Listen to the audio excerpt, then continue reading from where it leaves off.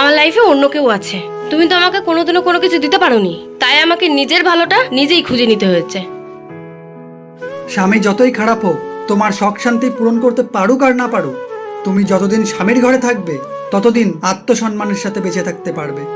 আজকে তুমি আমাকে ছেড়ে বাড়ির বাইরে গেলে না পাবে আত্মসম্মানের জীবন, না পাবে ভালোবাসা। তবুও তারপরে যদি মরীচিকার মতো দেখানো স্বপ্নগুলোকে বিশ্বাস করে তুমি আমাকে ছেড়ে এই ঘর ছেড়ে চলে যেতে চাও, আমি তোমাকে বাধা দেব না। কিন্তু হ্যাঁ, যদি তুমি আজকে এই ঘর ছেড়ে যাও, ভেবে বেরিও। আমি ভেবেই বেরোচ্ছি। তোমার নাটক তুমি তোমার কাছেই রাখো। কষ্ট করব, নিজের পায়ে দাঁড়াবো। এমনিতেও তোমার কাছেও তো কষ্টই সহ্য করেছি, আর একটু নয় বেশি কষ্ট সহ্য করব। সম্মান টাকার কাছে, আর সমাজের লোক আছে শুধু বলার জন্যই। দুটো পয়সা দিয়ে কেউ আমার হেল্প করতে আসবে না, তাই আমার কাছে টাকাটাই আগে। পরপুরুষের দেখানো স্বপ্ন মরীচিকার মতো হয়, সেটাই বিশ্বাস করে নিজের ঘর ভাঙতে নেই।